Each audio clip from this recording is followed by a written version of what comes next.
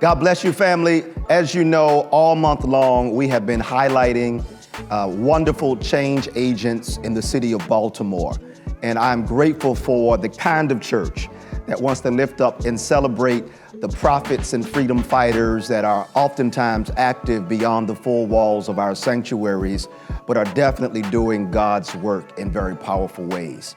This month, our dear brother Jamye Wooten from Collectively is interviewing people as a part of this series and experience, and I know that you'll be blessed by this next interview coming up right now.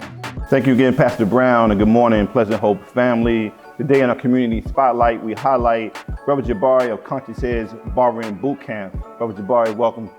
Great to be here, brother. How you feeling? Well, man, thank you, man. There's so many things I could talk to you about. I always say you've been doing social impact, social entrepreneurship before it was a thing. You've been innovative in the community, from the barbershop to the lecture series, just doing tremendous work. But most recently launching this Barbering Boot Camp. Tell the community about the Barbering Boot Camp. But before I get to the Barbering Boot Camp, I'll just say that my organization is called Solvivaz Nation. And this Wednesday coming up will be our 25th year anniversary of doing Solvivaz Nation. So I've been doing community activism since I was 19 years old, you know, so it's always been a movement. The Conscious Heads Barbering Boot Camp is the latest thing, but rather we were out in the streets trying to, you know, stop the violence, going into the prisons. Our lecture series that's been going for 25 years, Watoto from the Nile, which was the message to bring about some change, some positive change in the community, because we felt like the music, the vibe of the music was just off, you know what I mean? So we had what was called the LGE movement, and we did that through Watoto from the Nile, so we did that, and that did pretty well. And then we launched the Conscious Heads Barbering Boot Camp that's supposed to help to, you know, what we wanted to do is to be able to get people off the street, to be able to bring people in and help to clean them up and give them a career, a prosperous career that they can use to make a living, you know, in the community. So it's a training program. It's like much like a boot camp. We drill people. We go over different techniques over and over again, and it's been something that's been helping people in the community. I've been doing it for about 3.5 years, and we got some success stories. We got some people with their own shops. So I got men, I got women. I got a young boy right now that's 10 years old, wow, and that's a beast. I mean, he rolling through, and it's something that I just love to do. I love to see people come from not being able to hold the clippers in their hands to being able to become a full-fledged barber and like putting down some major work. I love it. I love to see people change. Well, talk to us about Solvivaz Nation. You said 25 years. I definitely met you doing some of the lecture series. Right. It's been a blessing to me. You introduced me to a lot of scholars from around the country. So talk to us about the importance of the lecture series and that work you're doing. The lecture series is very important because we feel like you got to get that information and knowledge in order to make change in the community. You got to change the way that you think, the way that you look at the community in order to make a change. So I started off working at Everyone's Place. That's one of the Mecca, the Black Mecca bookstore in the whole country, not just in Baltimore, but all over. And I started working there. And when I was working there, I started to listen to, at that time it was cassette tapes and it was VHS tapes. And I said to myself, I said, look, I'm going to listen to every tape in here, all of these different lecturers that's up here. So I started to listen to every last person from Naeem Akbar to Dr. Barshango, and I would listen to all of these folks.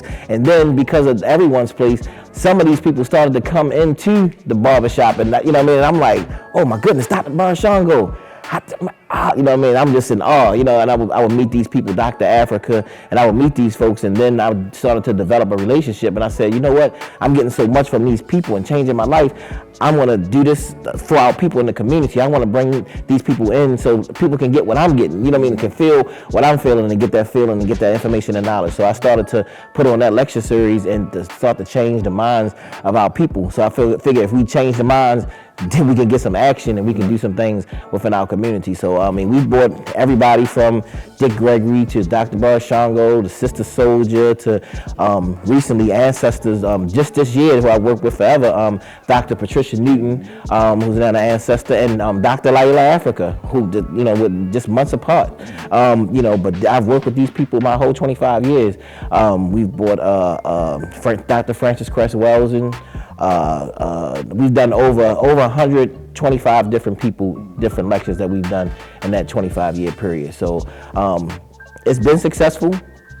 We've helped to establish many study groups all over the country. There's a brother that has a radio show now, and he was in the military.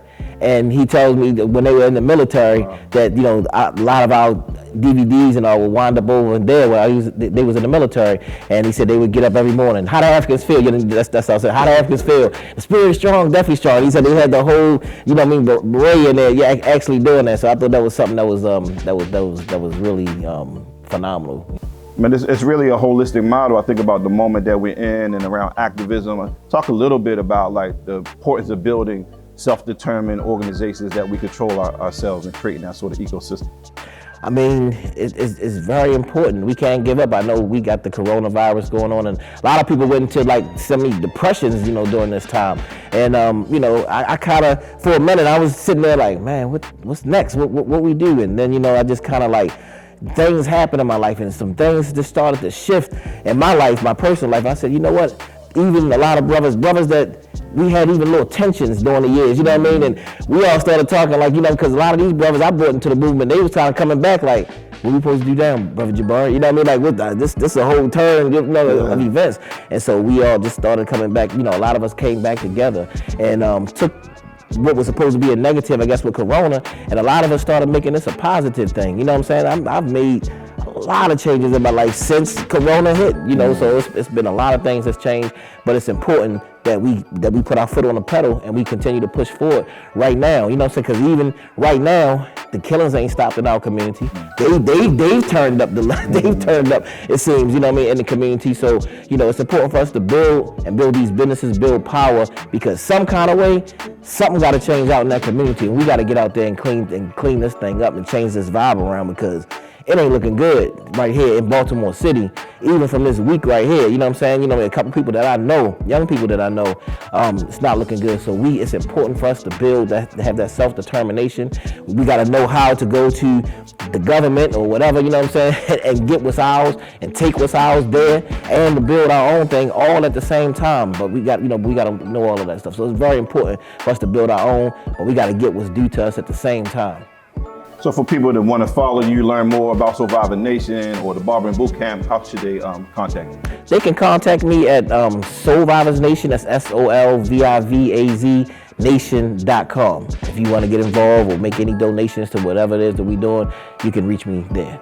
Well, thank you so much, brother, for your service, for your commitment over the years, man. We appreciate you. Thank you for having me. Yes, sir.